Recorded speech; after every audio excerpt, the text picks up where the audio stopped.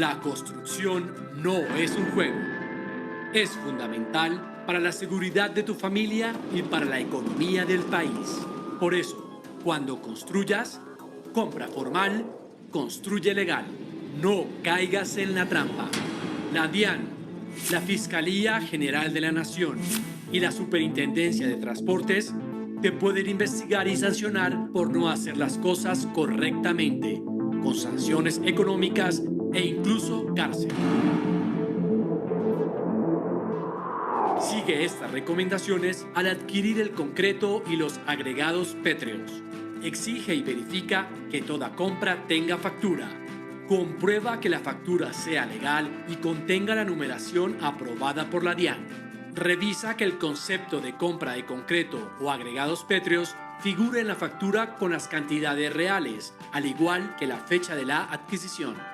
Conoce a tu proveedor, no solo por el nombre, sino por la razón social que utiliza. Si la cambia, pídele que te explique por qué lo hace. Verifica que el insumo que adquieres tiene un precio acorde con el mercado y que estás pagando el IVA correspondiente del 19%. Desconfía de precios demasiado bajos en comparación con otros proveedores. Lo barato sale caro. No caigas en la trampa. Compra formal, construye legal.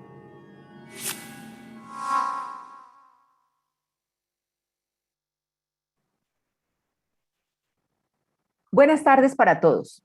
Bienvenidos a la Serie Internacional de Diseño y Construcción Sísmica, un evento organizado por la Federación Iberoamericana del Hormigón Premezclado FIP en conjunto con la Cámara Colombiana del Cemento y el Concreto Procemco y la Asociación de Productores de Cemento ASOCEM de Perú. Hoy damos inicio al módulo 2, Estructuras Básicas de Concreto Reforzado, Conceptos de Construcción, y tendremos la conferencia Conceptos y Recomendaciones para construir casas de 1 y 2 pisos.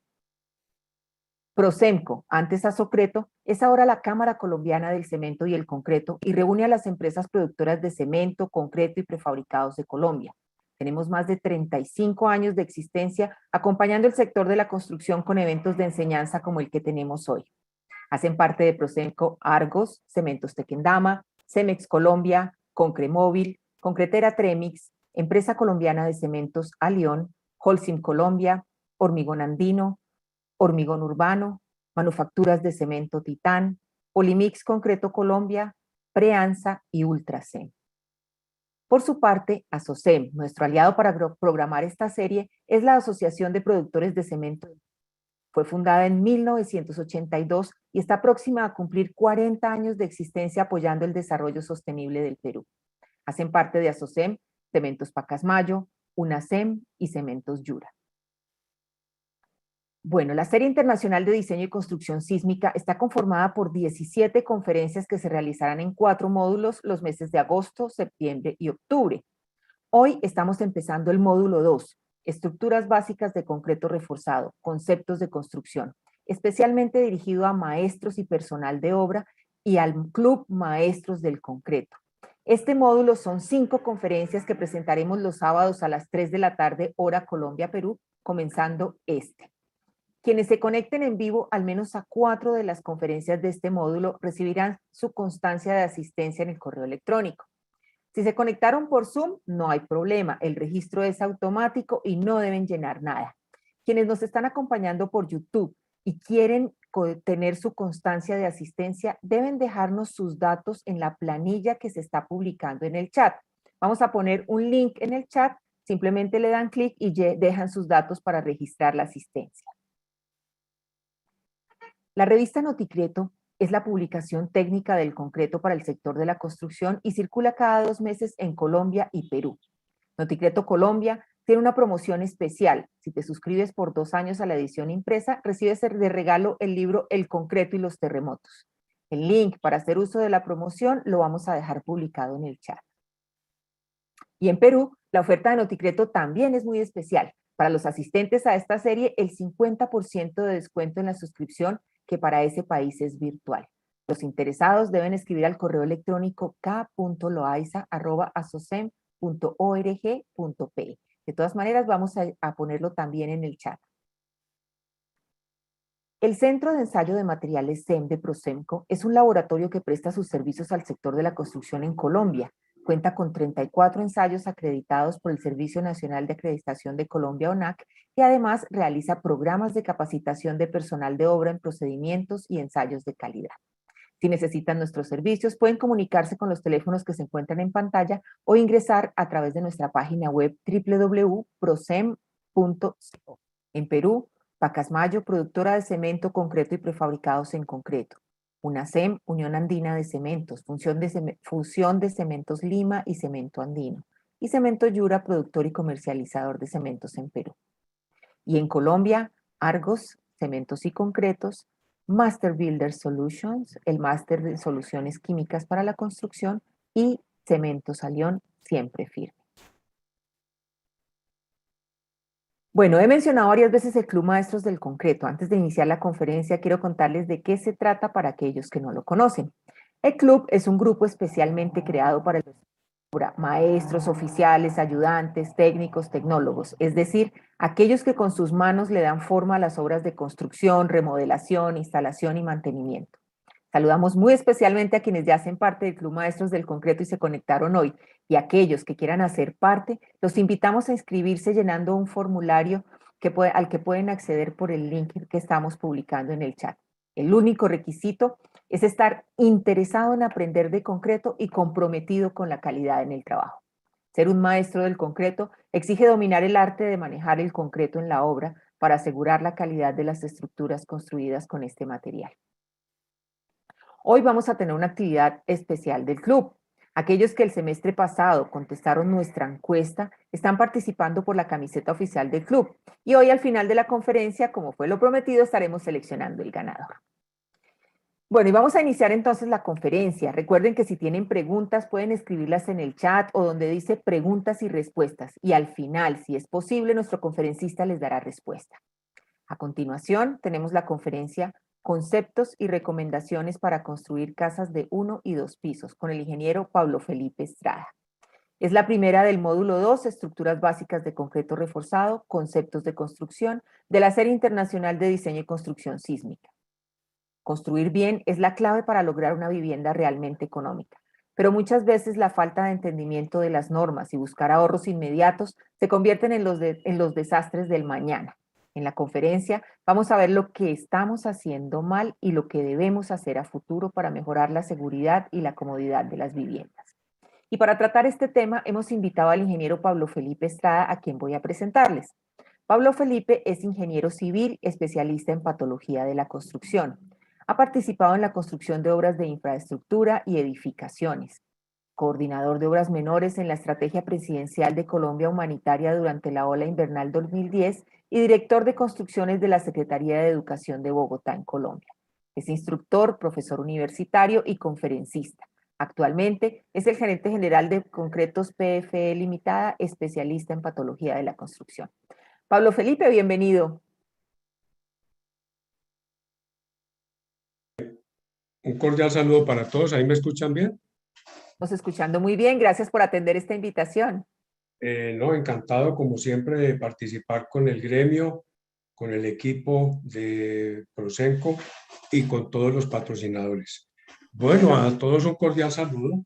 Muy contento de volver acá en esta oportunidad de compartir experiencias con ustedes y de tratar este tema que es de vital importancia ahora que hemos visto pues todo lo que la madre naturaleza ha estado gestando y preparándonos con una serie de eventos bastante complejos. Entonces vamos a mirar aquí una sensibilización que es básicamente esta charla que hemos preparado para hoy, que es conceptos y recomendaciones para construir casas de 1 y 2 pisos. Como tenemos conectados algunos compañeros de la construcción de Perú, de pronto otros países, vamos a hacer referencia al Código Colombiano, norma NSR 10, con el fin de que sea nuestra guía para la charla de hoy. Bueno, ya estamos viendo tu presentación, Pablo Felipe, entonces voy a dejarte con el auditorio. Perfecto, muchas gracias. Bueno, aquí siempre es importante recordar en estas charlas lo que ha ocurrido y lo que ocurre. Aquí tomé unas fotos de Indonesia tomado de la web, terremoto del año 2018, donde vemos las estructuras construidas con mampuestos como acá, colapsan, así sean de baja altura. Estructuras como esta casa de un piso igual, y las condiciones más críticas, que es cuando el terreno sufre deformaciones permanentes debido a la disipación de ondas sísmicas, afectando pues todo a su paso.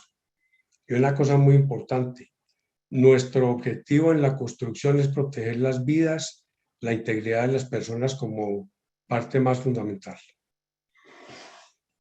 Aquí vemos otras cosas que nos invitan a pensar muy bien hasta dónde debemos ser atrevidos o desafiar los conceptos básicos. Las casas en media ladera, con estructuras hechas con desarrollo progresivo, 2, 3 pisos, con estructuras en voladizo, construir cerca de corrientes de agua superficiales, sin guardar las normas mínimas de respeto a la madre vieja y los cauces de los ríos. Las estructuras donde tratamos de ganarle al espacio recursos, péndulos invertidos como esta vivienda, una planta baja pequeña y una gran área en la parte superior. Y como ven ustedes, son cosas reales, no es una estructura armada en 3D para simplemente simular el caso. Y aquí otra cosa muy importante, que es cuando construimos elementos muy robustos en una casa de 2 pisos, como es una viga canal en concreto, que lo veremos luego, cómo la onda sísmica es capaz de generar un desplazamiento tan fuerte de estos elementos pesados, mal anclados, que pone en riesgo a la totalidad de la edificación. Entonces la charla tiene 4 puntos fundamentales. El primero es un repaso rápido al título E, casas de 1 y 2 pisos. Este es un tema de sensibilización. El título lo pueden encontrar en internet, es de fácil acceso, fácil entendimiento, y es muy importante que lo revisemos periódicamente, y especialmente ahora que esperamos una actualización ya de nuestra norma sísmica. Vamos a hablar de un caso, digamos, real, de un ejemplo para una casa de 2 pisos, cómo se debe desarrollar la aplicación del título y las condiciones particulares. Vamos a mirar los casos curiosos. A veces es muy importante, para hacer algo bien, conocer cómo es que se hace mal. Y eso nos hace ver que las cosas necesitan sentido común, necesitan aplicar los códigos, seguirlos y sobre todo creer en las experiencias vividas. Y al final, un tema de conclusiones y reflexiones, donde el enfoque es sensibilizarnos cada vez más a trabajar con ética, con calidad y sobre todo cuidando la vida de las personas que habitan estas viviendas. Empecemos entonces con nuestro punto 1, que es el título E, casas de 1 y 2 pisos. Primero es revisar qué es la NSR 10. Básicamente es el Reglamento Colombiano de Construcción Sismo Resistente. Es producto de la experiencia adquirida en los sismos anteriores, que esto permite cada vez más desarrollar construcciones con mejor capacidad para resistir sismos de diseño, protegiendo la vida y los bienes de los ciudadanos. Es básicamente una carta de navegación y nos permite tener una forma adecuada y correcta de hacer construcción sismo resistente en Colombia en este nicho de 1 y 2 pisos. ¿Qué es el título E? El título E es uno de los capítulos en que se divide la norma. En este caso particular, compete a casas de 1 y 2 pisos. Esta es la información con la cual debemos construir las viviendas hasta de 2 pisos para soportar de manera adecuada las cargas horizontales generadas por movimientos telúricos o sismos. Básicamente el título se divide en una serie de capítulos, aquí los vamos a ver, y en total son 46 páginas que Es una lectura fácil de hacer por partes o por la noche en momentos de descanso, en fin. Lo importante es invitarlos y motivarlos a que lo lean. Tiene una introducción, un capítulo sobre cimentaciones, el capítulo de mampostería confinada, otro sobre elementos de confinamiento en mampostería, las losas de entrepiso, cubiertas, muros divisorios, parapetos, las recomendaciones para hacer la mampostería confinada. Hay una parte que no la vamos a ver aquí directamente, pero hay que mencionarla, y es que tiene un capítulo del bareque encementado, que es básicamente la estructura que tiene un alma de madera. Luego tiene un pañete, revoque o friso, que puede ser con una malla o con elementos de fibra para darle consistencia y estabilidad. Está también los entrepisos o inones en bareque encementado, que es una de las partes importantes de esta metodología, y las cubiertas en construcción de bareque. Aquí nos vamos a concentrar en los 6 capítulos mencionados anteriormente. Muy bien, entonces, ¿qué es lo que vamos a hacer a futuro con esta información? Lo importante es que de ahora en adelante consultemos el código, tanto para construir, rehabilitar o reforzar viviendas hasta de 2 pisos de altura. Muy importante el marco de las condiciones del capítulo, que solamente se refiere hasta 2 pisos. En los reforzamientos de vivienda se requiere un análisis más detallado de la estructura existente y su entorno para ver cuáles son los procedimientos, materiales y elementos que hay que utilizar en la vivienda. Aquí hay una cosa importante, y es que en temas regionales puede haber materiales que en un sitio existan, en otro no, y por eso es importante tener en cuenta esa disponibilidad de condiciones regionales y particulares.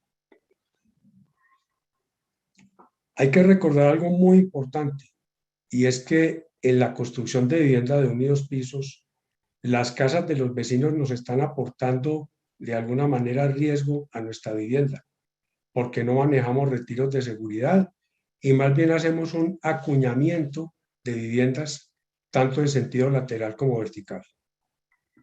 Veremos un ejemplo propuesto de una casa tipo para poder hacer un ejemplo resuelto, digamos, de la aplicación de estos métodos. Una cosa fundamental, no aplique un mismo modelo para todos los casos de consulta. La aspirineta del dolor de cabeza no sirve para todos los dolores. Aquí es exactamente lo mismo. Nos toca mirar y analizar cada caso para poder dar una solución adecuada y particular. Aquí viene la primera sensibilización cuando uno mira una zona de construcción, en este caso un barrio bogotano, media ladera, donde el simple hecho de observar estas viviendas, la mayoría en ladrillo de arcilla, es que se ven apeñuscadas, apiladas, apelmazadas, y eso es realmente lo que está pasando con este tipo de vivienda en sectores de media ladera. Se construye sin retiros, sin lotes definidos, con cambios en la altura, en planta, irregularidades, que es lo que veremos ahora a continuación. Vamos a entrar en materia entonces con nuestra casa tipo de 2 pisos para la aplicación del título E. Entonces, hemos generado un ejemplo con las siguientes dimensiones. El lote lo hemos colocado en media ladera, con 5 metros de frente, 8 de fondo. Muy importante, hay que hacer un manejo definido de las aguas lluvias. No podemos dejar que ellas percolen aleatoriamente en la zona de apoyo de nuestra vivienda. Esto ya ha generado desastres grandes y es muy importante tenerlo en cuenta desde el inicio mismo de la construcción. Hacer una cimentación corrida, que es básicamente una retícula de vigas completamente amarrada y vinculada para darle un apoyo estable e integral a la vivienda. Máximo aplicamos esto para 2 pisos. Vamos a utilizar mampostería confinada. Y hay algo fundamental, que es lograr un amarre vertical continuo con la cimentación de los muros tanto en primer y segundo piso para dar una adecuada estabilidad ante eventos sísmicos y colocar una cubierta liviana sobre estructura de madera en el caso de que no terminemos con una placa de terraza. Veamos aquí un caso real, solo para empezar a destacar que así lo que les he leído es claro, en la práctica no lo es tanto. Esta es una casa del sur de Bogotá, tiene el primer piso construido en ladrillo reciclado, básicamente lo consiguen en demolición. Hicieron una placa de segundo piso con un pequeño volado hacia la fachada y el segundo piso está hecho con ladrillo, lo que llaman primera y segunda, con cambios en su aspecto general, y en este caso decidieron colocar una placa de concreto reforzado, maciza, en la terraza con miras a las famosas casas de desarrollo progresivo, que es uno de los riesgos más altos que se maneja en este tipo de vivienda. Entonces, una parte fundamental, ¿dónde vamos a colocar nuestra vivienda? Aquí hay que hacer como todo buen maestro en el sentido práctico y en el sentido de la experiencia que da la práctica de la construcción. Es verificar comportamiento de las viviendas en la zona, verificar que no haya procesos de remoción en masa, que eso se puede averiguar con los vecinos o los entes de control locales, que este es uno de los temas más delicados en media ladera. Identificar el color, sustrato o terreno adecuado en la zona para cimentar, que no tenga problemas de expansión o excesiva compresibilidad. Revisar la ubicación de drenajes en el terreno, como lo vimos antes, y el vertimiento para asegurar una mínima humedad en el terreno y mantenerlo estable y evitar lo que veremos más adelante.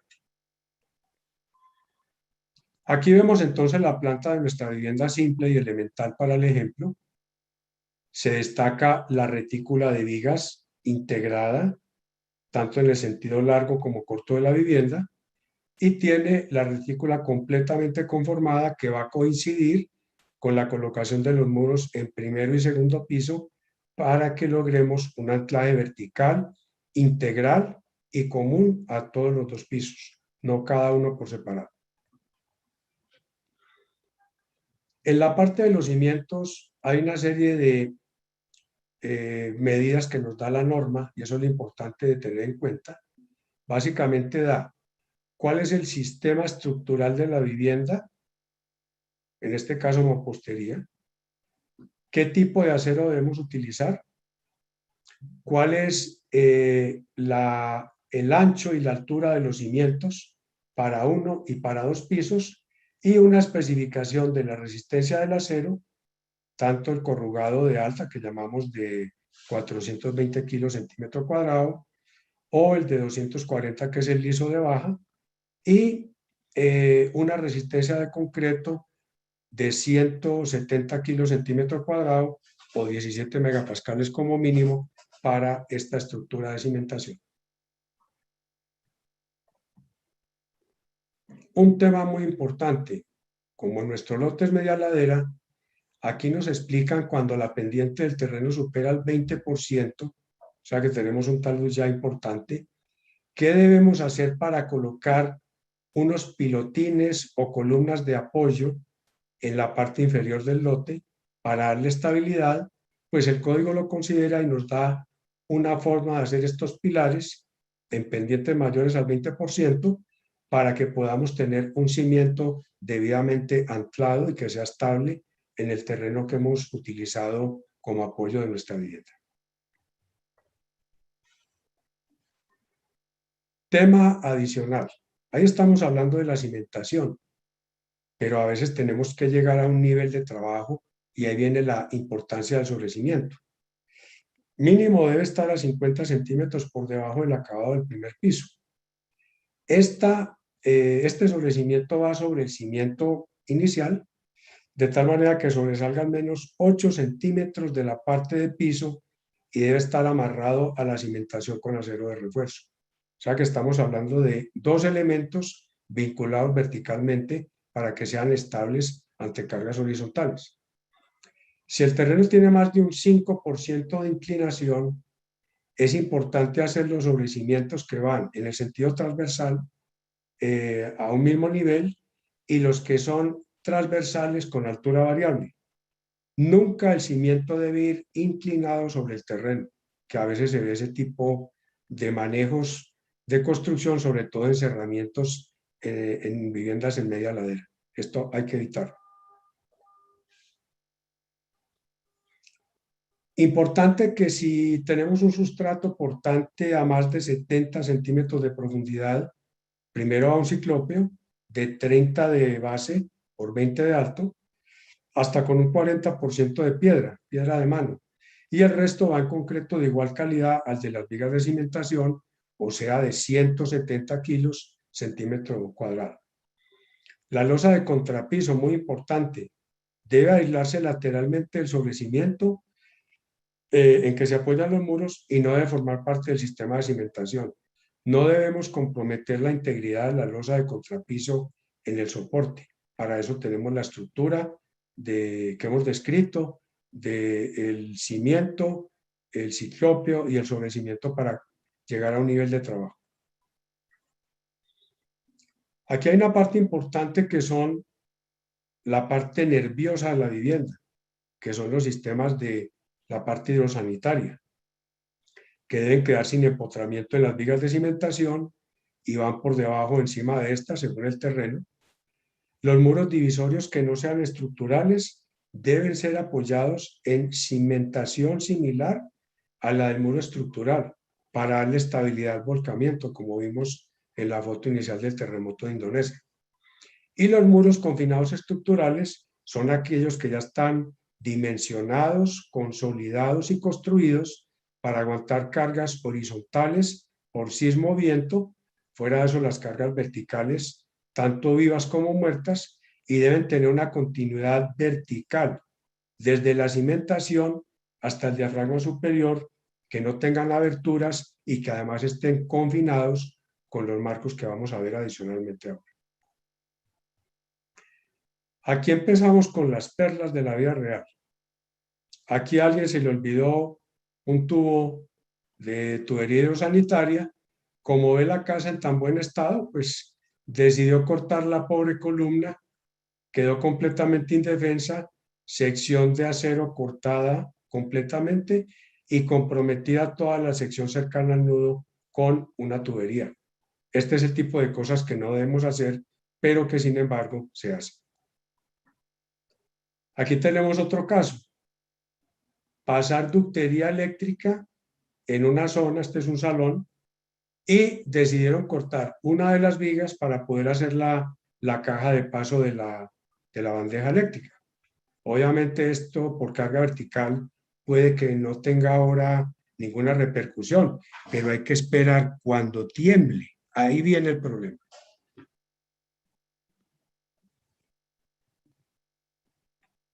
Aquí viene la parte que hemos manejado durante muchísimos años, tan antiguo como las estructuras de los romanos, y es la mampostería, o lo que llamamos mampuestos.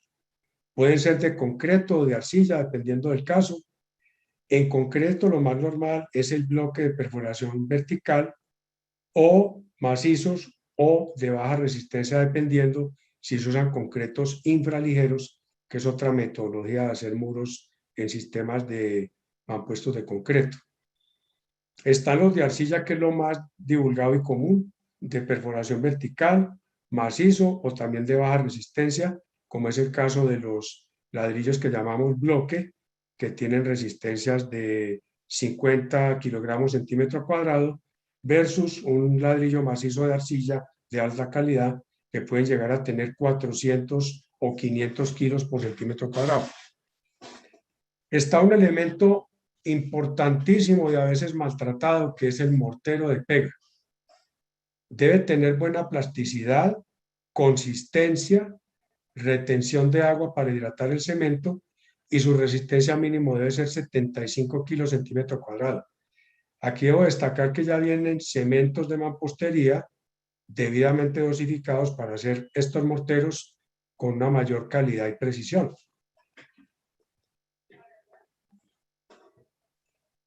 Esta es una pequeña comparación de unidades para que no tengan problema en entender los cambios de unidades que usualmente usamos. Por ejemplo, si yo hablo de 3000 PSI, estoy hablando de 3000 libras por pulgada cuadrada, siglas en inglés, resistencia del concreto a compresión, que equivale igualmente a 210 kilos centímetro cuadrado o a 21 megapascales. Y un megapascal equivale a 10.2 kilogramos sobre centímetro cuadrado y un centímetro equivale a 10 milímetros o a 0.01 metro. Esto es muy elemental, pueden usarlo por medio de regla de 3 y a veces esto genera unas confusiones en obra que han llegado a ocasionar problemas muy severos en el manejo de estas unidades por la falta de cuidado en la conversión de unas a otras. Bueno, ahora miremos el tema de los espesores mínimos de los muros de carga o estructurales de una casa. Aquí el código nos da dos opciones. La zona de amenaza sísmica, 3, que puede ser alta, intermedia o baja, dependiendo de la zona calificada en el código, nos da en un piso o en 2 pisos cuáles deben ser los espesores de los muros de carga que va a tener esa vivienda. Aquí no se incluyen ni pañetes ni acabados del muro. Es el muro como tal conformado con los mampuestos que vimos anteriormente. Aquí hay una formulita, pues no nos vamos a detener en el tema, que es un tema ya de revisarlo con más calma.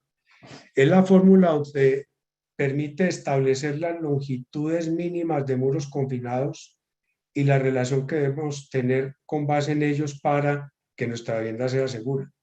Aquí básicamente se dan unos parámetros por medio de los cuales se puede hacer un cálculo de los muros que debemos tener en un sentido y en otro para lograr que nuestra vivienda sea similar a una caja o un cajón rígido que permita soportar cargas horizontales en el sentido corto o en el sentido largo de la vivienda. Esta es la longitud mínima, los valores de uno de los coeficientes de la fórmula anterior. Como les digo, es un caso para que lo miremos más en detalle. Aquí simplemente les ilustro que existe ese cálculo, existen los factores y van correlacionados con la zona sísmica con respecto a que sea una amenaza alta, intermedia o baja.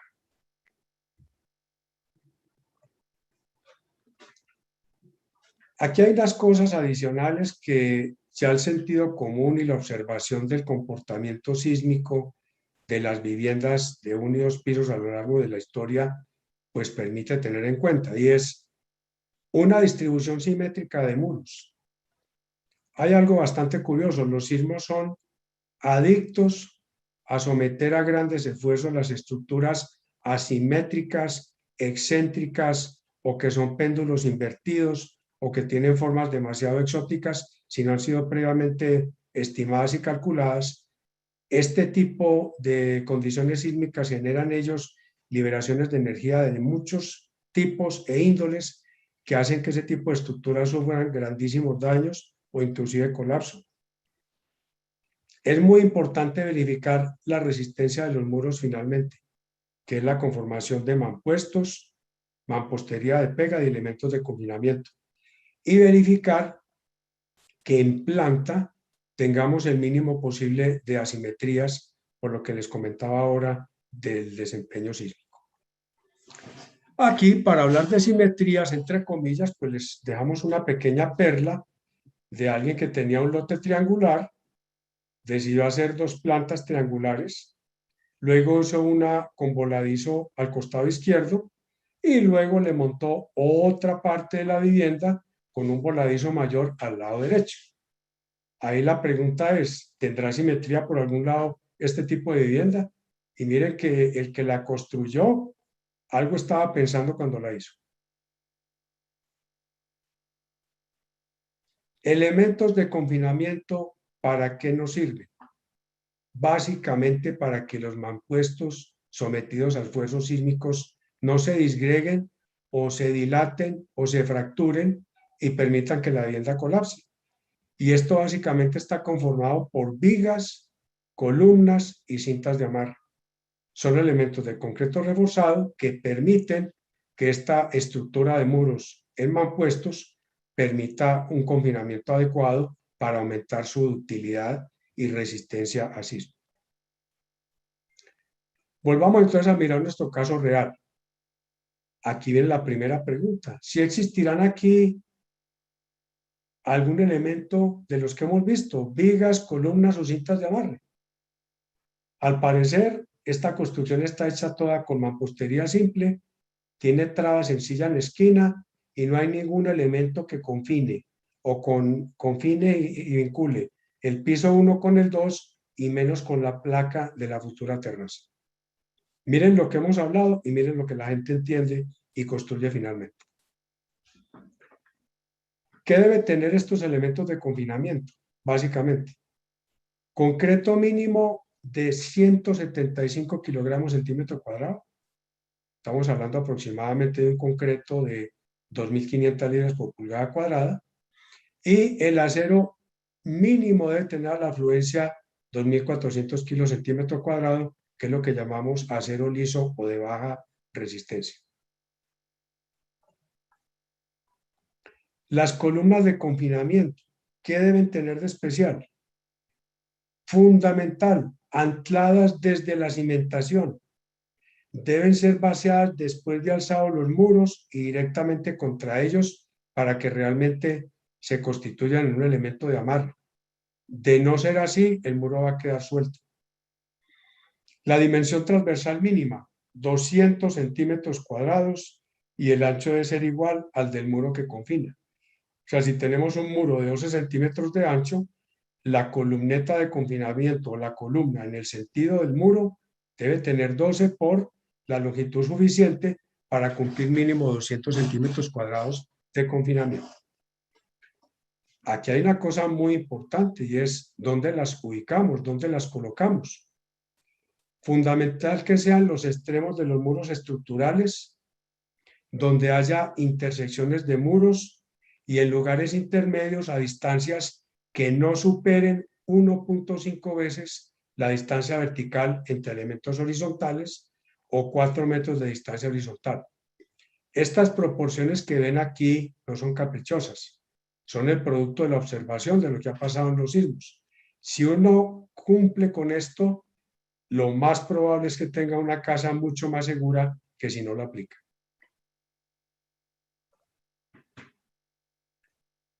¿Qué debe tener mínimo la columna de confinamiento? Pues nos dan dos alternativas, usar 4 varillas de 3/8 o 3 varillas de media.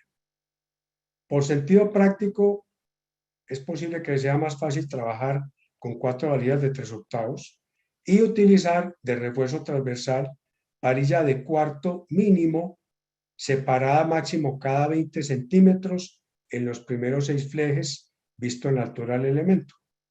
Y se deben espaciar a máximo 10 centímetros en las zonas adyacentes a elementos horizontales de amarre, o sea, en la zona ya que llamamos de máximo cortante. Esto también es producto de la observación y debemos respetarlo. Miren que no es nada complejo ni nada difícil de lograr. Es simplemente de cuidado y de detalle de construcción para que la vivienda sea mucho más resistente a eventos sísmicos. Las vigas de confinamiento deben hacerse también en concreto reforzado y el refuerzo longitudinal debe anclarse en los extremos con ganchos a 90 grados. Se funden directamente sobre el muro que va a ser confinado. O sea que de esa manera las columnas fundidas contra el muro y la viga fundida contra el muro en la corona superior genera un marco completamente confiable de vinculación del muro. Debemos tener mínimo en la dimensión de la viga también 200 centímetros cuadrados y que tenga como B o parte básica el ancho del muro.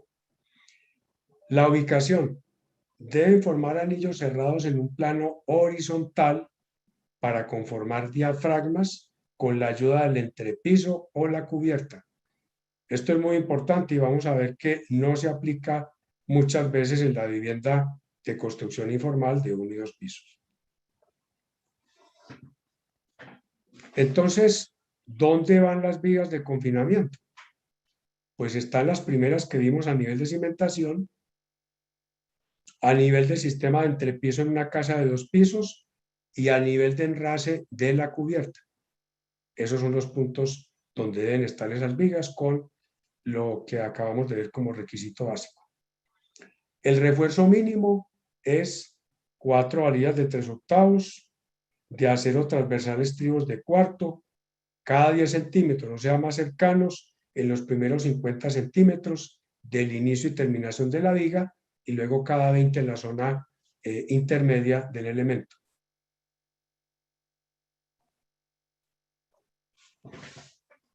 Las cintas de amarre. La palabra cinta ya indica algo diferente, y es que es un suplemento o algo suplementario a las vigas. Esto se usa en zonas de antepecho de ventanas, remates de culatas, muros de balcones, parapetos o lo que llamamos en la parte superior empalizadas o muros de borde para disimular la cubierta cuando la hacemos en placas de fibrocemento o elementos aligerados en general. Esto debe tener una altura igual o superior a 10 centímetros con ancho igual al elemento. Debe tener mínimo 2 varillas de 3/8 y en acero transversal, básicamente un acero constructivo para mantener estable la cinta. En caso especial, se pueden hacer una mampostería en U para hacer un dintel, colocar varilla de media y luego inyectar un mortero con material granular de 3/8 para darle solidez y resistencia al dintel. Aquí viene un tema muy importante que son las losas de entrepiso. Aquí se establece que debe diseñarse con base en el título B, con una rigidez suficiente para garantizar su trabajo como diafragma en el propio plano. Si no podemos garantizar esto, no se puede emplear el título, llamémoslo simplificado, el título E. Ahí nos tocaría ir al título C y utilizar un diseño ya pues más importante con respecto a la forma en que se va a apoyar la carga y especialmente cuando vamos a usar losas con elementos prefabricados. Aquí vamos a ver un caso de la vida real. En el año 2009 se revisó 60 viviendas de construcción informal en Bogotá, en los barrios de La Independencia 2 en Bosa, Cerro Norte en la carrera séptima con calle 160 y el sector de San Jacinto en la comunidad de San Cristóbal. Aquí, por ejemplo, encontramos un constructor muy creativo que diseñó su propia formaleta, hizo viguetas, poquito como las ven, no muy alineadas, de sección irregular transversal y vertical, con deformaciones previas a la instalación. Se colocaron elementos ya de concreto fundidos sobre ellas y adicionalmente nos enteramos que la había hecho con acero reciclado de demolición. Entonces miren lo que una persona aplicando algo sin conocer muy bien el sistema puede llegar a interpretar que hasta el acero reciclado le sirve para hacer una placa de este tipo sin cumplir distancias mínimas y con una esbeltez bastante inadecuada para esta luz que teníamos acá, casi 4 metros, según recuerdo. Aquí hay una parte importante con las losas más convencionales que son las losas macizas. Básicamente la losa maciza tiene un espesor referenciado a la luz. L20 si está apoyada únicamente en 2 extremos. Si es un apoyo continuo, o sea, digamos en 3 muros, L24 se puede hacer un poco más delgada. Y en el caso de la que tenga voladizo, es la que tiene la mayor sección, que es L décimos. En el caso de aligerado, con viguetas en una dirección, existe pues la misma formulación según el tipo de luz y si tiene o no tiene voladizo. Esto nos lo permite estimar directamente el título para considerarlo en la parte ya constructiva de nuestra vivienda. Las losas macizas se conforman por una sola sección de concreto que se encuentra reforzado en ambas direcciones. La losa debe tener al menos 2 muros de apoyo y estos siempre deben ser opuestos. Si la losa está apoyada en sus 4 lados, la dirección principal será en el sentido más corto. Si tengo una losa en un cuarto de 2x4, en la parte de 2 metros, que es la luz más corta, tengo el acero principal y el acero secundario iría en el sentido de los 4 metros para que cumpla con esta premisa de manejo para el espesor y la carga de la placa. Luego tenemos el refuerzo mínimo en losa maciza, nos lo define por espesor, por luz, y nos dice el número de varilla medido en cuartos de pulgada, como acá. Una número 4 quiere decir una varilla de 4 octavos, o sea, una varilla de media, y se ubica cada 250 o cada 300 milímetros, según sea el caso. El acero de carga y el secundario de temperatura lleva una separación diferente en cada uno de los casos. Esto también nos lo permite conocer directamente el título sin tener que entrar a hacer diseño estructural como tal. La losa, cuando ya tiene que tener luces más grandes o salvar luces más grandes, se utiliza la losa aligerada.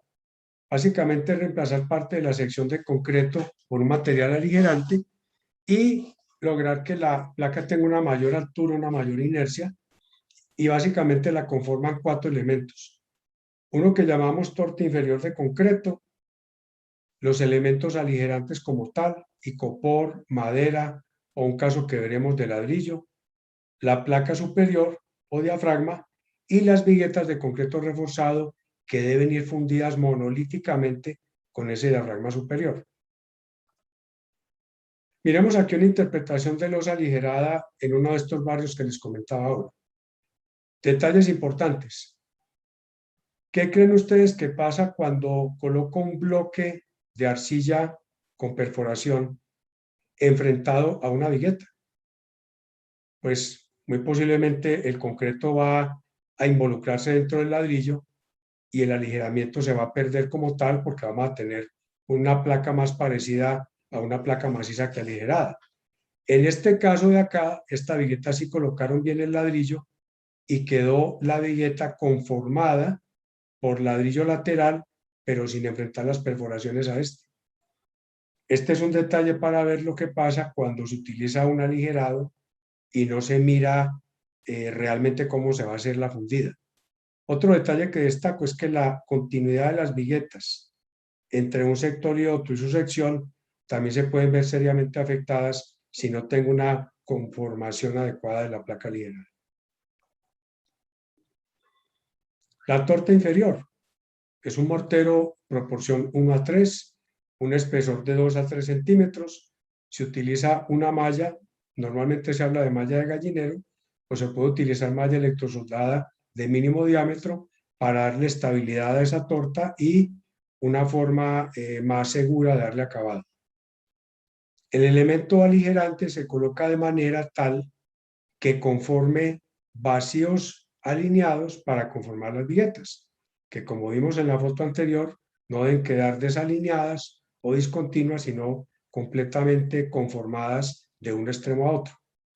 Y muy importante, la placa superior o diafragma sísmico debe quedar monolíticamente vinculada a las viguetas con 5 centímetros de espesor.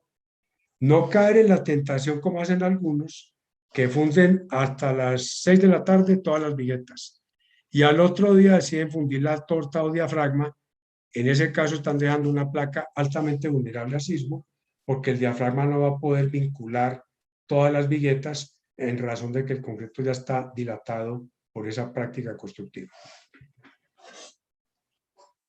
En las losas de entrepiso, básicamente, tenemos en la placa superior colocar varilla de cuarto cada 30 centímetros en ambas direcciones, en lo que llamamos el diafragma superior, o malla electrosoldada equivalente, y las viguetas como mínimo deben tener en su ancho de 8 centímetros y un espaciamiento máximo de 60 tener el refuerzo pues básico que está indicado en las tablas del título E. Aquí vemos entonces las viguetas según la luz, el espesor total de la placa, el refuerzo inferior continuo que debe tener esa vigueta, el refuerzo inferior en el centro de la luz, que es la zona, como ya sabemos, donde hay el mayor momento flector. Luego va el refuerzo superior continuo y el refuerzo que va en los apoyos, que es la zona crítica para lo que llamamos momento negativo. Van también los estribos, en este caso solemos llamar fleje, el refuerzo transversal de una columna, que es un elemento vertical, y lo llamamos estribo en una viga, porque es un elemento horizontal, y el estribo va vertical, parecido al estribo de una silla de montar. Por eso la diferencia entre estribo y fleje. Losas de entrepiso. Lo que vimos anteriormente en la tabla aplica para placas que tengan una carga muerta de 100 kilos metro cuadrado y una carga viva de 180 kilómetros cuadrados, que es una vivienda convencional, estándar, para 1 y 2 pisos. Si llegásemos a tener cargas mayores o usos específicos, especiales con mayor carga, hay que hacer ya el diseño de la placa con base en el título C. Esto es muy importante tenerlo en cuenta para no salirnos de contexto con lo que el título E nos permite y someterlo a cargas mayores a las que está concebido este sistema. Aquí viene un tema muy complejo, que lo vamos a ver por qué digo que muy complejo, que es la cubierta. Esto debe tener como soporte elementos metálicos o de madera, pero deben conformar un conjunto muy estable a carga lateral. Deben estar debidamente anclados. Deben tener riostras o elementos diagonales que permitan su estabilidad ante movimiento sísmico. Y todo esto debido a que las tejas como tal no tienen capacidad estructural. Una teja simplemente es una membrana que nos separa de las condiciones ambientales de lluvia, polvo, granizo, en fin, pero no como tal es un elemento que aporte estructuralmente estabilidad a la vivienda. Miremos una interpretación de cubierta en una casa de estos barrios que les comenté anteriormente. Esto tiene placas de asbesto cemento, tiene placa, estos elementos de cubierta que son una lámina de aluminio con foil de bituminoso, polietilenos, aquí hay una placa de policarbonato o tipo Ajuber. Aquí tenemos una serie de elementos que les preguntaba que para qué, pero no, es que cuando ventea duro se van las tejas, entonces nosotros le colocamos ladrillo y escombros, pues para que no se las lleve el viento. Ahora miren, aquí que se está, digamos, omitiendo importante, soleras. Son las correas o elementos que transmiten la carga de la cubierta a los muros estructurales. Hay que diseñarlas para transmitir carga horizontal y vertical, que no se nos olvide eso. Y deben anclarse a la solera para evitar que en un vendaval, por efecto de arrastre y vacío, levante las tejas y se las lleve. Si llegamos a hacer una placa de remate en concreto, se debe proteger de la exposición directa del sol para evitar la integridad, evitar la afectación de la integridad de muros estructurales. En muros de este tipo de vivienda, cuando hacen placa maciza, los cambios dimensionales de la placa por frío, calor, humedad, ciclo seco, hacen que ella se dilate y se retraiga y normalmente fracturan la última hilada, por debajo la última hilada del ladrillo, generando debilidad estructural al sismo por este fenómeno que les comento. Esa cubierta que vimos antes, ahora miremosla por debajo. No tiene nada que ver con lo que dice el código. Elementos completamente heterogéneos, suplementos colocados sobre el elemento de apoyo sin ningún tipo de amarre. No se ven cintas, ni ganchos, ni nada que vincule estas tejas a esa incipiente estructura y menos la estructura a la parte de la mampostería de la vivienda. En el tema de las cubiertas, aquí se da en el código, en la norma, título E, una serie de elementos y espaciamientos en madera dependiendo de la luz. Esto hay que tomarlo como una guía. Lo importante es que esta madera esté inmunizada y que sea una madera de buena calidad, no madera heterogénea, pues porque ya vimos que eso no funciona adecuadamente en caso de un evento sísmico o de un evento natural como un vendaval, una granizada o una condición crítica de tormenta. Hay otro elemento que a veces lo maltratamos mucho porque, dado que no es una mampostería confinada, sino divisoria, lo hacemos de cualquier manera, con ladrillo de segunda, usamos la mezcla que se está quedando ya en la cubeta, en fin, y resulta que estos muros tienen un problema, y es que como son hechos con mampuestos que son pesados, si no lo ancla adecuadamente, así no sea estructural, en un sismo puede caer y puede generar lesiones o la muerte a quienes estén cerca de ese muro. Estos deben estar diseñados entonces para que aguanten fuerzas sísmicas y el efecto que produce su propio peso sometido a un movimiento lateral. Deben estar anclados a la estructura principal para evitar su volcamiento y hay que utilizar refuerzos debidamente anclados para que aguanten la tracción que genera ese intento de volcamiento. Aquí viene un caso crítico en los sismos del eje cafetero Pereira 1995, Armenia 1999, que es el tema de manejo de parapetos y antepechos. Este tipo de muros hechos con mampuestos en esa forma trabajan en voladizo y están sometidos a fuerza horizontal perpendicular a su propio plano. ¿Qué pasa acá? El parapeto, cuando se va a hacer para una altura igual o menor a 1.5 metros, debe anclarse al diafragma inferior con cinta de remate superior y columnas de confinamiento máximo a 3 metros una de la otra. Oigan ese detalle, anclado y máximo cada 3 metros cada elemento de anclaje. Y el antepecho para los balcones hay que anclarlo también con cinta de remate y las columnas intermedias no deben estar a más de 1.5 metros. Miren que esto es muy claro, pero en la vida real se ve esto. Vivienda de desarrollo progresivo. Primer piso debidamente consolidado. Hicieron el segundo piso. Y el tercer piso, como hay que mostrar entonces que la casa va en desarrollo, armaron este parapeto, le pedimos permiso a los dueños de la casa que nos dejara ver y miren lo que encontramos detrás. Primero, una megaviga canal en concreto reforzado, apoyada simplemente en mampostería en bloque, colocado en papelillo y no veo las columnetas, no las tenía.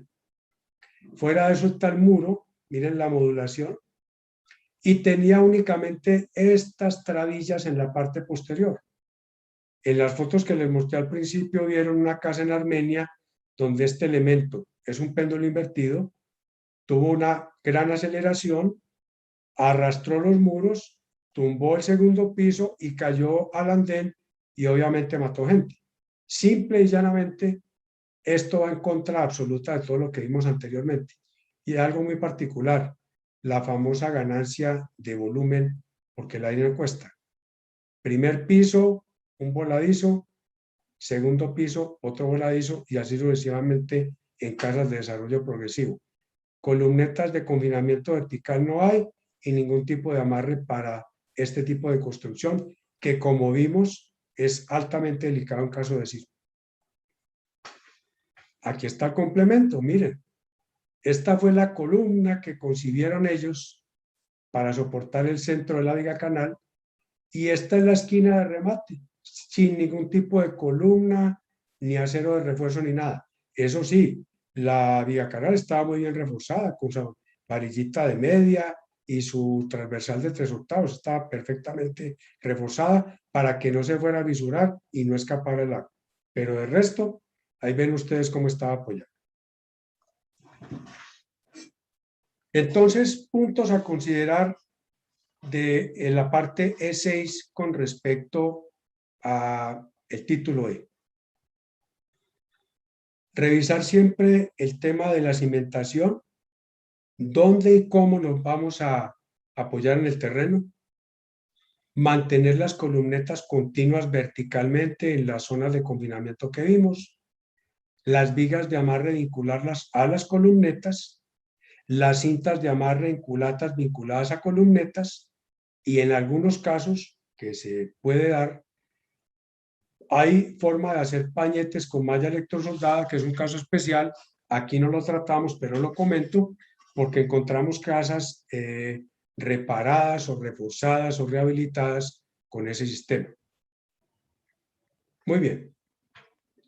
Entonces, todo esto que acabamos de ver, bien escrito, bien explicado, basado en la experiencia, vamos a ver cómo lo masacramos y lo destrozamos al momento de hacer la vivienda.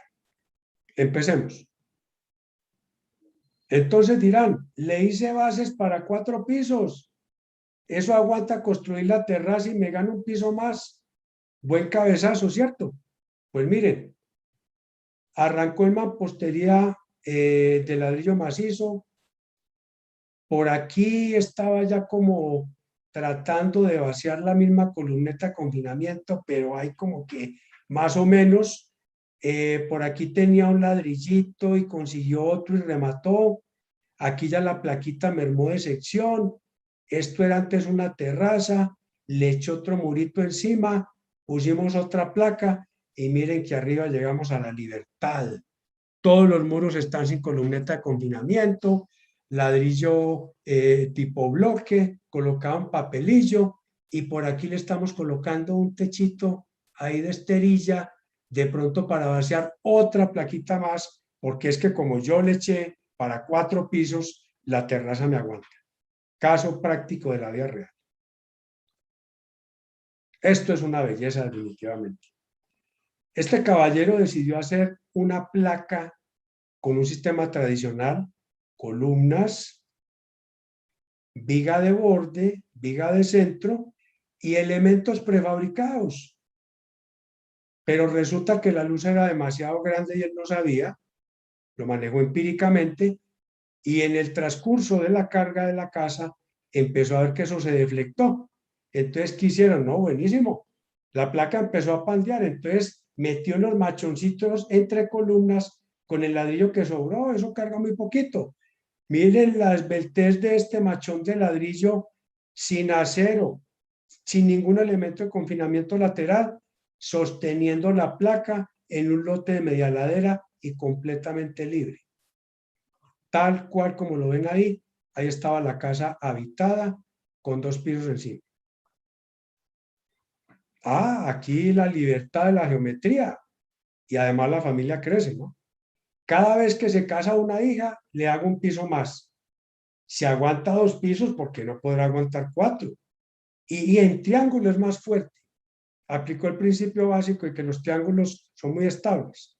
Pero miren acá, triángulos con placa adicional, cada vez con un voladizo adicional, no hay elementos de confinamiento vertical. Aquí prácticamente le provoca a uno como echarle mano al poste, amarrarlo a la casa como para darle confinamiento vertical. Y al final están haciendo un desarrollo por etapas. Seguramente aquí van a dejar algunas cositas de las hijas que se casaron mientras se casa otra y le complementan aquí a esta terraza el muro y hacen otro piso más en la casa esquinera. También en vivo y en directo. Aquí les destaco marzo 1 de 2009 aquí en la ciudad de Bogotá. Ah, esta es campeona. Esto es en Bosa. Resulta que encontramos esto. Entonces, ¿cuál es la explicación? Tranqui. Deje así que es más práctico hacer la muelita en la placa que mover el poste. Eso no afecta. Hicieron la casa de tal manera que para poderle sacar al lote el mayor provecho, le hicieron la muelita, dejaron el poste suelto y para variar la casa la misma historia. Ladrillo bloque en arcilla, traba simple en la esquina, no tiene columnetas de confinamiento y van a ver otro detalle más que tiene esta maravilla. Esta es muy buena. Resulta que encontramos un maestro allá y nos explicó, aquí donde va el mouse, que es la cara inferior de un voladizo, colocan la varilla de 1 pulgada porque le dicen a uno, usted cuando va a recibir algo, ¿cómo pone la mano? Con los dedos por debajo del objeto o por encima. Uno dice, no, pues yo pongo la mano y encima me colocan el termo, me colocan lo que yo quiera. ¿Y qué pasa? Así va, ingeniero, la varilla en la placa, la metemos en la parte de abajo y simplemente ella sostiene la placa. ¿Qué pasa al tener el acero en la zona que no es de tracción? Pues que la placa aquí, detrás del muro, se fractura y cuando eso pasa, o como saben que pasa, le meten este pie amigo y listo el problema. O sea que se solucionó. Queda el voladizo bien, no hay ningún problema y le estamos induciendo un gran esfuerzo a la columna exactamente en la corona, metiéndole un pie amigo que se podía haber evitado. Este sí es el posgrado de los voladizos, el posgrado de las estructuras audaces. Santander, Colombia. Miren esta maravilla como arrancó, bien todo. Aquí decidió echar vigas en voladizo y colocó una columna en el voladizo. Miren esa espectacularidad de columna. Aquí hizo su murito antepecho, no le puso columnetas, ¿para qué? Y luego esta columna siguió para arriba y miren la fachada. Hombre, qué bonito hacer las columnas diagonal. En vez de hacer el pie de amigo, hago la columna diagonal y listo el pollo. Vean, aquí está. Echó una acá y como el aire es gratis, al llegar al siguiente nivel, echó otra más y colocó la casa con un mayor voladizo. Y aquí resulta que muy creativo, había una cantidad de tubos de PVC que le sobraron y los colocó dentro de la retícula de viguetas, dizque para aligerar la placa. Y listo. Entonces tenemos columna en voladizo, columna diagonal, muy moderna, y fuera de eso estamos reciclando, estamos utilizando el PVC como aligeramiento de la placa. Pero esta sí es la máxima de todas. Una casa en San Jacinto, Bogotá. Miren esta belleza. Venía la columna, bien amarrada. Ay, hombre, aquí pasó algo. Tocó correr la columna para pasar esto. Entonces, metámosle un ladrillito, que eso de todas maneras funciona, no hay ningún problema. Ahora sí, queridos participantes de esta charla el día de hoy. Primero, espero que no estén dormidos, que estén muy avispados, muy despiertos todavía. Vamos a hablar entonces del remate, de la parte que no debemos olvidar. Esta sensibilización y la forma en que se los he comentado es para que ustedes sean transmisores de esta información, que la comenten con sus colegas, que se enriquezcan. Mucho de lo que ustedes han visto acá es producto de charlas anteriores, donde los participantes han aportado fotos, han aportado experiencias, han aportado anécdotas y algunos han tenido la valentía de reconocer las cosas que se han visto forzadas a hacer en un momento dado, sabiendo que es de alto riesgo para quienes habiten la vivienda y no solamente eso, sino para la zona o las casas aledañas a esa vivienda insegura. Muy bien, entonces, impacto visual. No seamos prevenidos y tampoco muy atrevidos. Aquí la niña cariñosamente le da un besito a este cebú gigante, pero precavida, le puso su bozal por si de pronto le da por cabecear o se pone bravo el animalito, para que no le vaya un golpe en la cabeza. Ojo, disculpe señor, aquí es donde necesitan un perro bien bravo. Pues hombre, si algo no sabemos, preguntemos para saber. No somos poseedores de la verdad y de todo el conocimiento. Una pregunta oportuna no cuesta nada y puede resolver grandes problemas en una hora. De eso hay experiencias, mejor dicho, no habría tiempo para rematar la charla contándoles de casos en que se ha hablado y preguntado oportunamente y se han evitado grandes daños y grandes problemas en las obras. Ay, hombre, esto sí es un tema complicado para nosotros en el tema de construcción. A veces nos sentimos poderosos, la vaca sagrada, 20 años de experiencia, toda la vida he trabajado así, nada se ha caído, pero miren este caso. Le dicen, tranquilo maestro, que la madera avisa antes de que se rompa. Así pasa usted al techo y termina de cortarla desde allí, no se preocupe. Mire este señor, Dios mío bendito, ¿qué quedará de él con esa forma de actuar y de pensar? Ah, aquí hay algo que no es un fotomontaje. Personaje de Pereira, papá del león enano Lafo y de un labrador. ¿Por qué se pudieron tomar esta foto? Porque traen una buena comunicación. Damas, caballeros, compañeros de esta charla, saberse comunicar y trabajar en equipo es la forma de llegar más lejos. Una simple frase, uno solo camina más rápido, pero en equipo llega más lejos. Y aquí está la prueba. Si usted se sabe comunicar con una persona que es como un león, arisca, o uno que es como un perro, que a todo dice que sí, pues hombre, si logran comunicarse bien y hacen un buen equipo, seguramente van a lograr mejores resultados. No podía faltar la niña, obviamente. Y al final la cruda realidad con la cual nos prueba la madre naturaleza. Una buena noticia.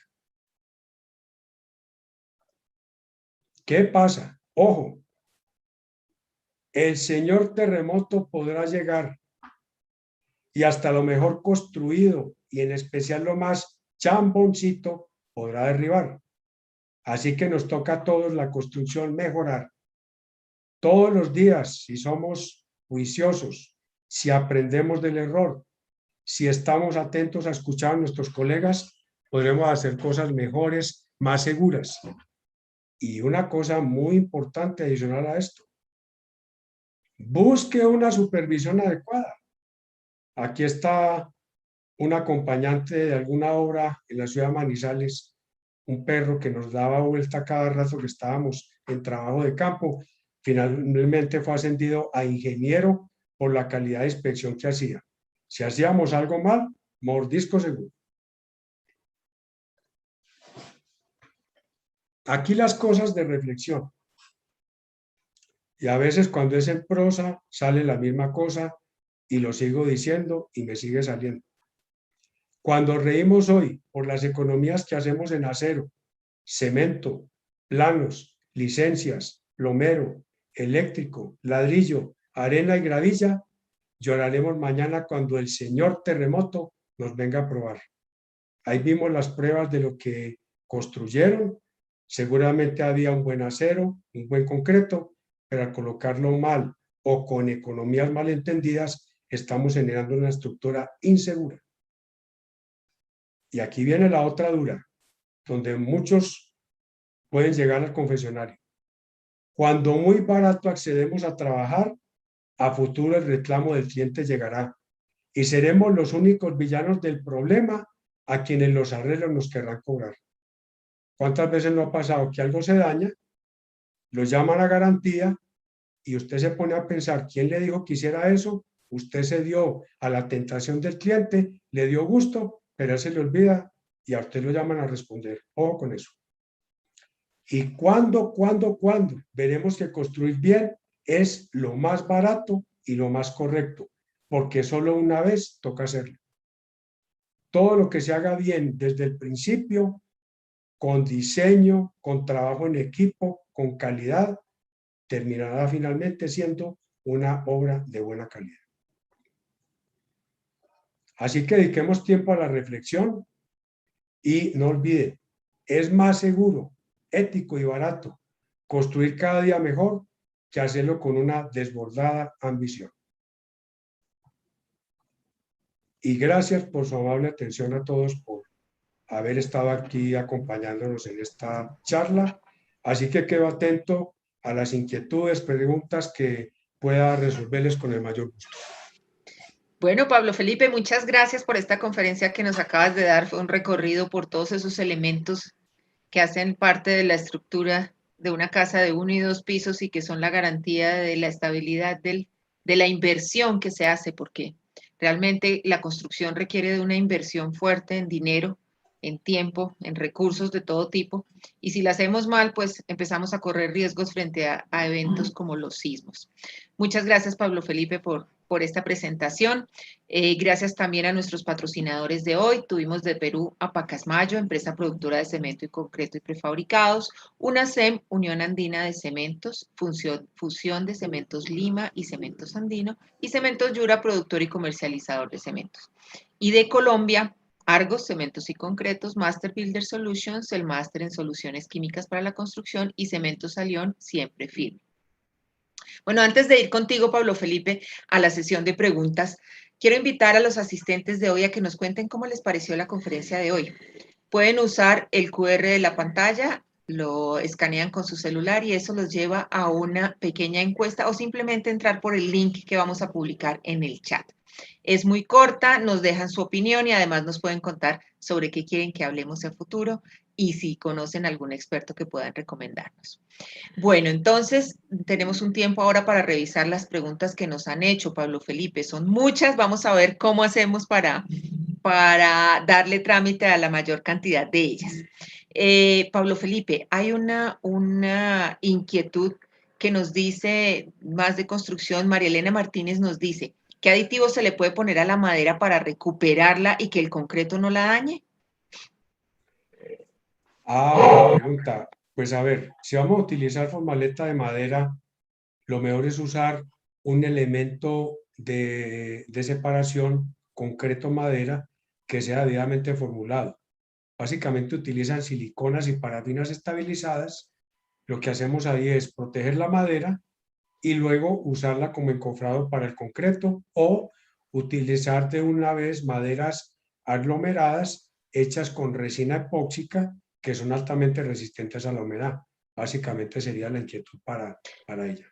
Pablo Felipe, yo he visto que en muchas obras usan ACPM para esa labor. ¿Eso puede tener alguna consecuencia o simplemente funciona? Claro que sí. Ahí los invito a que piensen en esto. El recubrimiento en el concreto es como nuestra piel. Les haría un comentario. ¿Se colocarían aceite quemado en la piel? Si ustedes le colocan aceite quemado a la piel del concreto, el recubrimiento del acero, están generando primero un hidrocarburo en contacto con el concreto. El hidrocarburo es orgánico, que va a generar acidez y deterioro y porosidad excesiva. Y eso va a permitir el ingreso de agentes agresores, ácidos o extremadamente alcalinos, en fin, que van a generar en el concreto deterioro, pérdida de pH y finalmente la corrosión del acero. O sea, si no pueden usar ACPM en su piel, tampoco lo usen para desmoldante de maderas en la formaleta. Bueno, gracias Pablo Felipe por la respuesta. Nos pregunta Luis Alfredo Acevedo, ¿cuál es la distancia mínima de confinamiento entre muros de mampostería? Bueno, ahí vimos dos casos. Depende si el muro es estructural o no y depende también de las condiciones de altura y distribución. En general había dos parámetros, 1.5 veces la altura, en el caso de columnetas, o máximo 4 metros. Cuando el título E nos dé dos alternativas, debemos calcular las dos alternativas y siempre escogemos la más segura. No la de menos acero, ni la de menos columnetas, sino la más segura desde el punto de vista sísmico para que el señor terremoto no haga de las suyas. Bueno, Pablo Felipe, Luis Gómez nos dice, cuando se quiere colocar un equipo de aire acondicionado grande de 2 toneladas encima de la placa superior de la vivienda, ¿cuál debería ser el espesor mínimo de esa placa? Depende de la luz. Y ojo, ustedes vieron muy claro lo que explicamos del título E.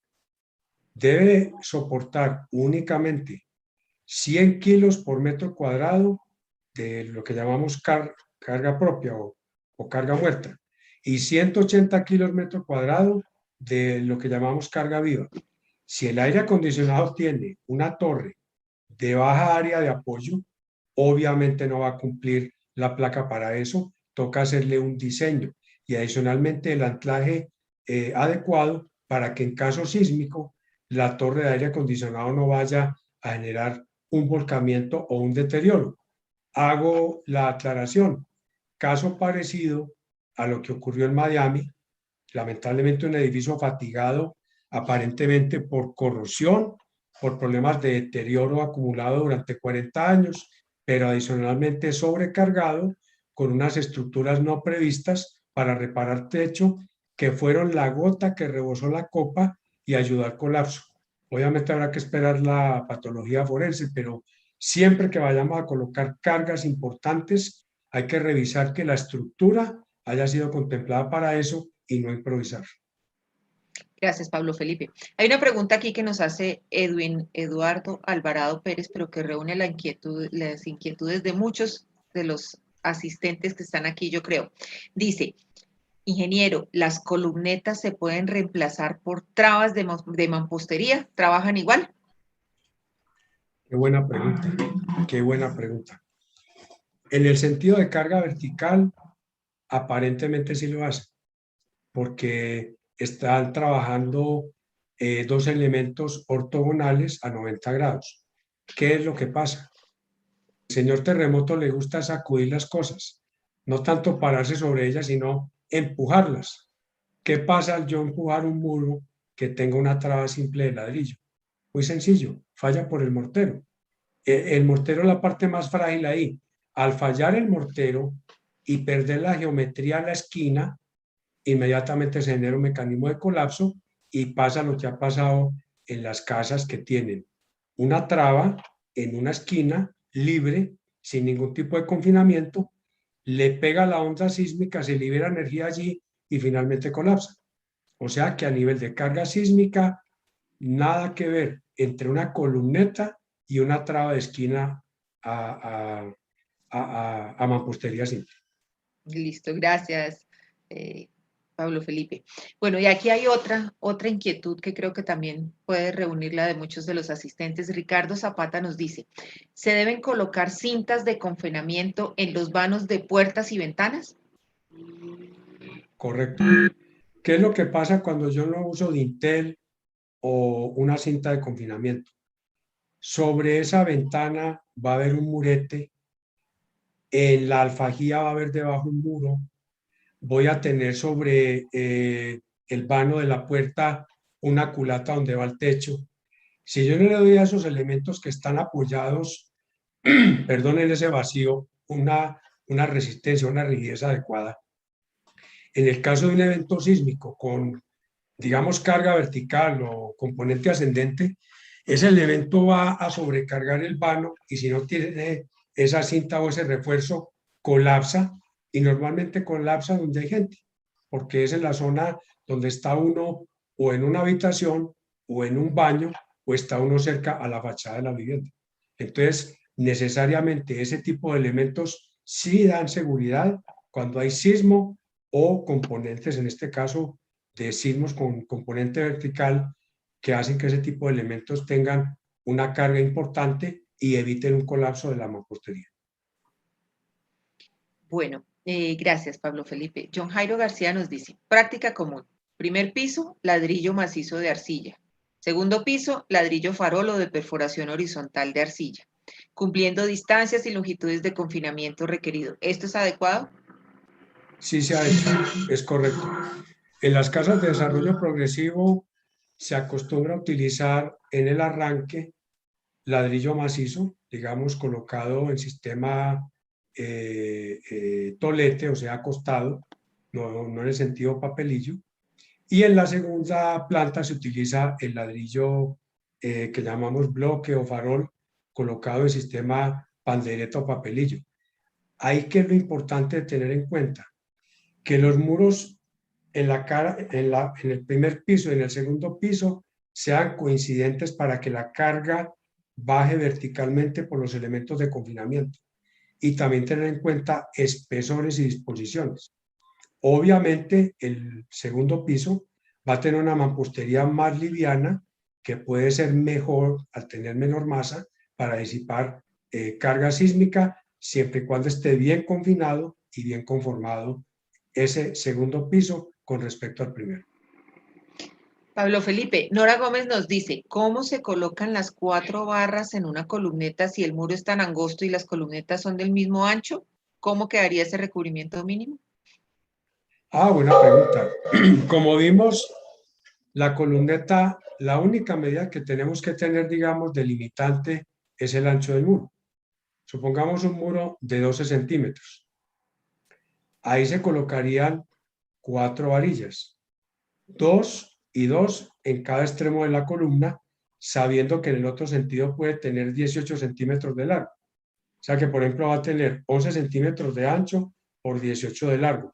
¿Qué es lo importante? Recuerde, las varillas tienen que estar ancladas antes de empezar la mampostería. ¿Por qué? Porque ya vimos que la columneta se funde después de hacer la mampostería. Ahora, si no podemos tener las varillas ancladas, toca hacer un anclaje técnico con resina epóxica, colocando las 4 varillas en la viga de cimentación, que debe ser reforzada, y anclándolas dentro de la zona confinada de la viga de cimentación, con la profundidad y la resina epóxica adecuada para garantizarlo. Es simplemente un tema de manejo y de cuidado. Y el recubrimiento, normalmente como son varillas máximo de media o 3/8, se pueden dejar 2 centímetros de recubrimiento y obviamente usar un concreto, como vimos ahí, mínimo de 2.500 libras para garantizar una buena calidad, que no vaya a ser un concreto poroso de baja resistencia. Bueno, Pablo Felipe, hay varias personas que nos dicen que si puedes ampliar, por favor, el concepto de aislar la losa de contrapiso. ¿Cómo sería esto? Muy bien. Vamos a poner un ejemplo, puede ser un poco exótico, pero de pronto me van a entender. Supongamos que vamos a hacer una casa en un suelo de arcilla expansiva. Entonces yo diseño mi cimentación para soportar las cargas de la casa en una arcilla expansiva previamente tratada con un sistema de precompresión o una estabilización. ¿Qué pasa entre las zonas de viga? Entre las zonas de viga o la zona vacía de la cimentación me va a quedar un suelo, digamos, libre de reaccionar con diferentes elementos. Si yo llegara a pretender apoyar la placa de contrapiso comprometiendo la estabilidad estructural de las vigas y la vinculo a ellas, si ese suelo intermedio llegase a expandirse, va a generar un daño en la cimentación que la cimentación en sí lo podía soportar si no tuviera esa placa de contrapiso. Entonces, en resumen, la placa de contrapiso, como su nombre lo dice, si tengo una buena cimentación, no debe estar comprometida con un elemento estructural de apoyo de la vivienda. Simplemente es un elemento de aislamiento de humedad, de aislamiento de frío o de condiciones críticas del terreno, y esa dilatación perimetral se hace utilizando una membrana impermeable apoyada la placa sobre ella y rematando los bordes de esa fundida después con un cordón de poliuretano entre el concreto de la viga y el concreto de la placa de contrapiso. Básicamente es el concepto, pues, con eso que se me ocurre, de no vincular una placa de contrapiso a un elemento de cimentación sin estar concebido para ello. Bueno, Pablo Felipe, tengo más de 50 preguntas en esto y el tiempo ya no nos da para más. Yo voy a abusar de tu generosidad y voy a pasarte estas preguntas para ver si podemos darle respuesta a las inquietudes que hay aquí, que hay muchas que son muy interesantes y que valdría la pena que se supiera la respuesta, para no dejar a nuestros asistentes con las dudas que genera esto. Y pues por último, han sido muchos los mensajes que has dado durante la conferencia, pero ¿con cuál te quedarías para que las personas que nos están escuchando hoy se lleven sí o sí en su mente? Pues yo daría un mensaje, y es que primero, lo que reflexionen de esta charla de sensibilización, transmítanselo a sus colegas y construyamos entre todos un gremio de construcción cada vez mejor, más comprometido y más ético, para que a futuro las construcciones que hagamos puedan garantizar la vida de las personas y la protección de su patrimonio. Muchas gracias, Pablo Felipe. Con esto entonces damos por terminada la conferencia de hoy. Quiero agradecer tu generosidad por compartir tus conocimientos y tu experiencia con nosotros hoy. Quiero agradecer también a los patrocinadores que tuvimos, Pacasmayo, UNACEM y Cemento Yura de Perú, y a Argos Master Builder Solutions y Cemento Salión de Colombia. Estas empresas patrocinan las conferencias para que ustedes puedan asistir a ellas y que sea de forma gratuita. Vamos antes de despedirme, quiero contarles sobre la siguiente conferencia de este ciclo. Vamos a continuar con el módulo Estructuras Básicas de Concreto Reforzado, Conceptos de Construcción.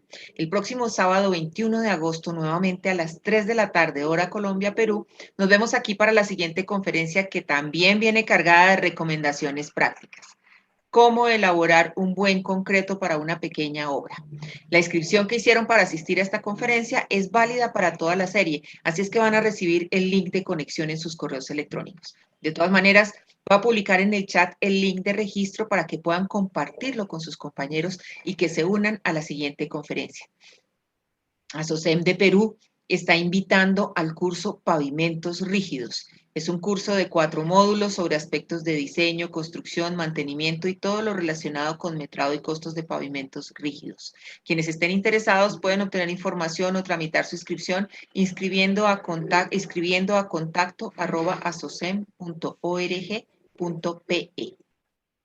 Si estás en YouTube, te invito a oprimir el botón de suscripción y activar la campanita de notificaciones para estar siempre conectados con nuestro programa de conferencias. A partir del próximo martes, la grabación de esta conferencia va a estar disponible en los canales de YouTube de Prosemco y de ASOCEM. Y para quienes están interesados en las presentaciones, cuando finalice este módulo van a estar disponibles por demanda en nuestra página web www.prosem.co. Recuerden que los suscriptores de Noticreto pueden descargarlas sin costo. Te invitamos a seguirnos en redes sociales para estar informados sobre nuestras actividades. Puedes encontrarnos como a Prosemco en Twitter, Facebook, LinkedIn e Instagram y a ASOCEM en Facebook y LinkedIn. Agradecemos entonces al ingeniero Pablo Felipe Estrada por la conferencia de hoy. Gracias, Pablo Felipe, por haber estado con nosotros. A ustedes por la invitación y a todos los participantes, un agradecimiento por haber estado hoy acompañándonos y gracias por sus comentarios generosos sobre la conferencia. Espero que me aporten más ideas para mejorar aún más este tipo de charlas y de compartirles con ustedes. Muchas gracias y buen fin de semana.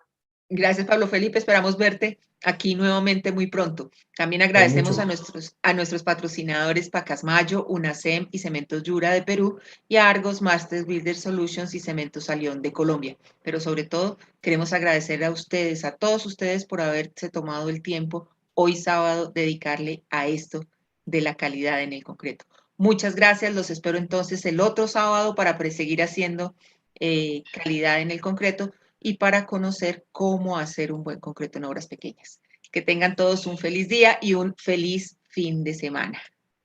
Igualmente para todos. Gracias. Feliz fin de semana para todos. Adiós. Muchas gracias. Adiós. Muchas gracias. Pili, antes de retirarte, por favor, puedes poner nuevamente el link de inscripción en el Club Maestros del Concreto por si hay alguien que aún no ha hecho su inscripción, puede hacerlo. Claro que sí, ya mismo lo publicamos. Bueno, muchas gracias. Feliz tarde, feliz fin de semana. Chao, igualmente. Gracias por todo. Chao.